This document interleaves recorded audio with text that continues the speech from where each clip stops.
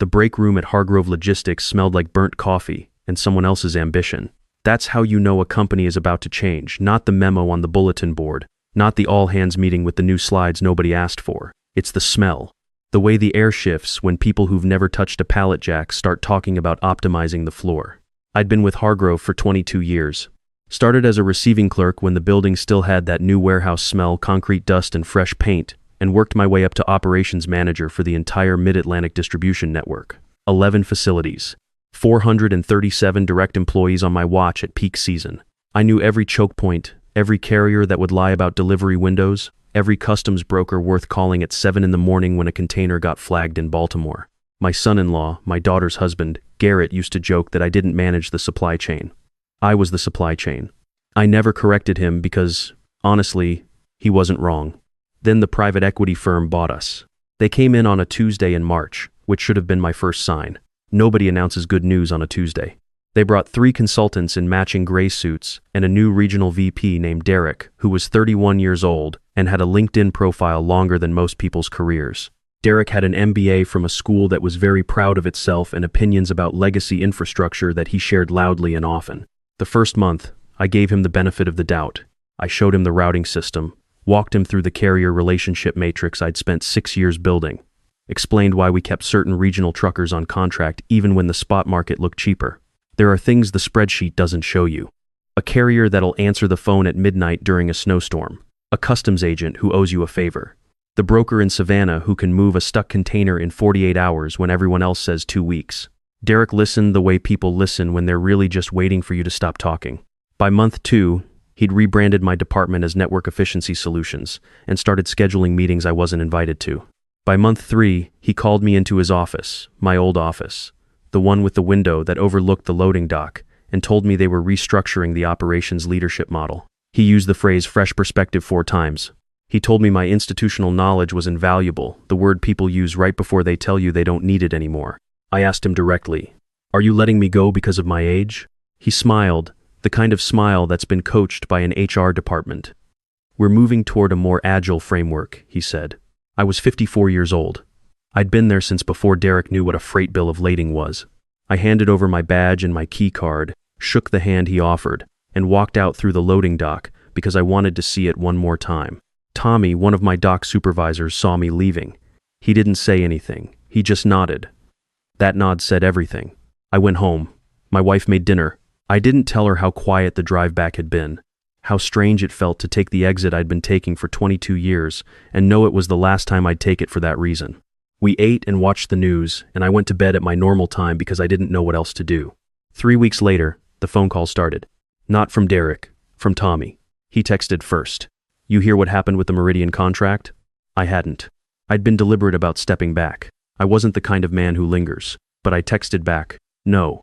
What happened? What happened was this. Derek had canceled our long-standing contract with Meridian Freight, the regional carrier I'd spent 8 years building a relationship with, in favor of a national broker that promised 15% savings on paper. What the spreadsheet hadn't accounted for was that the national broker subcontracted to whoever was cheapest that week, which meant different drivers, different equipment, no institutional knowledge of our facilities, no flexibility, and no one who answered the phone when things went sideways. Things went sideways in week 2. A refrigerated shipment of pharmaceutical supplies, medical-grade product bound for 3 hospital systems in Virginia, got misrouted through a subcontractor hub in Ohio. The temperature logging showed a 4-hour gap. That gap meant the product couldn't be certified. The hospital systems couldn't accept it. Hargrove was on the hook for replacement costs and a breach of contract penalty that I later heard was close to $400,000. Tommy kept texting. Every few days, another update. Derek was telling the new ownership group it was a vendor transition issue. He was building a paper trail that pointed at Meridian, the carrier he'd canceled, as if the problem was the old system, not the decision to abandon it. I read every message. I didn't respond with much, mostly just understood, and once. Document everything on your end. That last one was important. About 6 weeks after I'd left, I got a call from a number I didn't recognize. I almost didn't answer. When I did, the voice on the other end was familiar but surprised me. It was Gerald Hargrove Jr., the founder's son. The family had sold the majority stake to the PE firm but retained a minority position and a board seat. "I heard what happened," he said. "I want to understand the full picture." I told him I wasn't sure I was the right person to ask. I think you're exactly the right person, he said. The hospital contracts, 2 of the 3 systems, are now in arbitration with us. And there's a question about whether the temperature logging gap was reported accurately to the clients before they were asked to accept alternate product. I sat with that for a moment. What are you telling me, Gerald? I'm telling you there may be a regulatory review. FDA has questions about how the incident was characterized. And I'd like to know what you know about the documentation practices Derek put in place after you left. That was when I understood the shape of what had happened. Derek hadn't just made a bad business decision. He'd made a bad business decision. It had caused a potential product safety incident, and then based on what Gerald was suggesting, someone had tried to manage the story in a way that might not have been entirely honest with the regulators or the clients. I told Gerald I'd be willing to talk to whoever needed to talk to me. What I didn't know yet was that Derek's father-in-law, his wife's father, a man named Preston Whitfield, sat on the advisory board of the PE firm that had bought Hargrove. Preston had been quietly influential in Derek's placement. He'd pushed for the operational restructuring that had led to my termination. He wasn't an officer of the company. He wasn't technically responsible for anything. But his fingerprints were on the decisions in the way that powerful men's fingerprints often are, not on the surface, but underneath. I found that out from Gerald. And then I found out something else.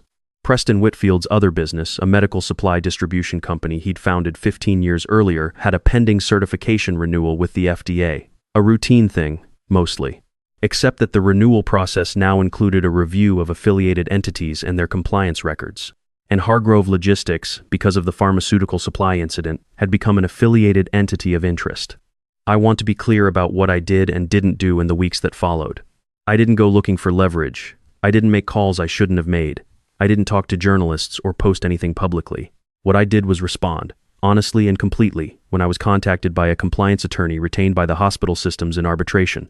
And then again when I received a formal request to provide a written account to the FDA's Office of Regulatory Affairs. They wanted to know, what were the documentation standards in place during my tenure? What were the temperature monitoring protocols for pharmaceutical shipments? What was the chain of custody procedure when a carrier reported an anomaly? I answered every question. I still had my notes, 22 years of operational binders I'd kept out of habit, the kind of habit that comes from watching enough things go wrong to know that the day you throw something away is the day you'll need it. I had the carrier contracts. I had the compliance training logs. I had emails going back to 2019 about exactly this category of shipment and exactly this type of carrier risk. I handed over everything they asked for. The picture that emerged from the formal review wasn't flattering to Derek or to the decisions made in the months after I left. More significantly, the compliance review of the affiliated entities created complications for Preston Whitfield's certification renewal.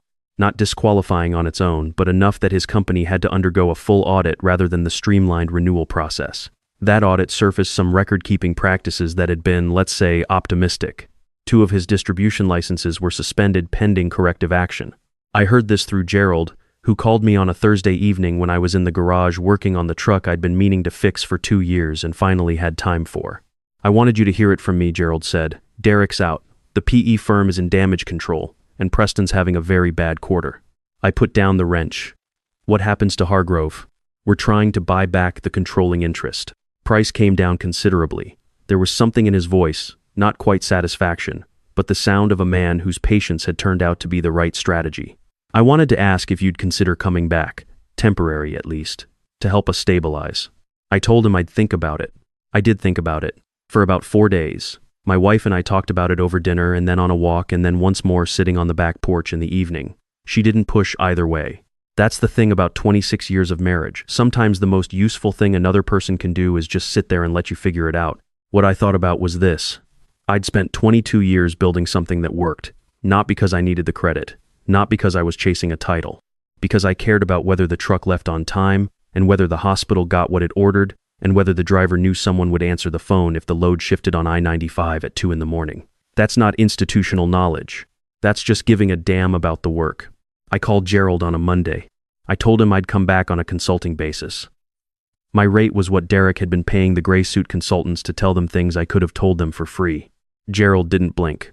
My first day back, I walked through the loading dock. Tommy was there. He didn't make a big thing of it, just looked up and said, "The Meridian rep's been calling." "I'll call them back this afternoon," I said. I did.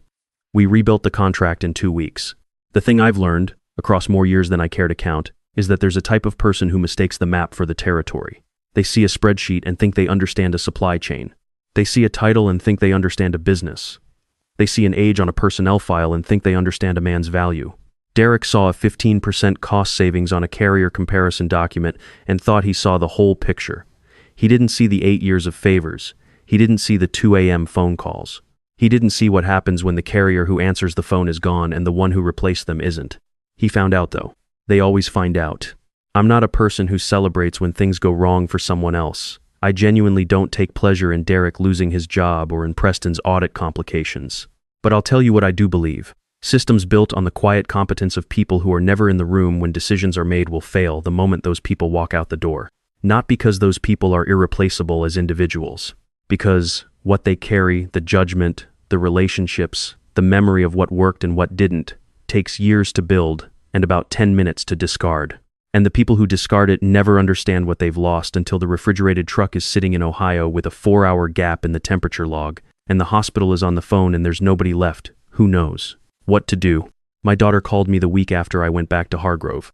She'd heard some of what had happened through Garrett, who still had connections in the industry. Dad, she said, did you know this was going to happen when they let you go? I thought about that honestly. No, I said. I knew something was going to happen. I didn't know what or when. Were you angry? I thought about the loading dock. Tommy's nod. The drive home. For about a day, I said. Then I decided to just stay ready. She was quiet for a moment. Then, Garrett says you should write a book. Garrett should focus on his own job, I said. She laughed. That was enough. The corner office at Hargrove now belongs to a woman named Sandra who came up through customs compliance and knows every regulation in the CFR Title 21 by memory. Gerald promoted her in November. She called me on her first week to ask about 3 carrier relationships she'd inherited and whether she could trust them. I told her which ones to keep and which one to watch. Then I went back to the garage. The truck still needed work. I had time. That part, at least, hadn't changed.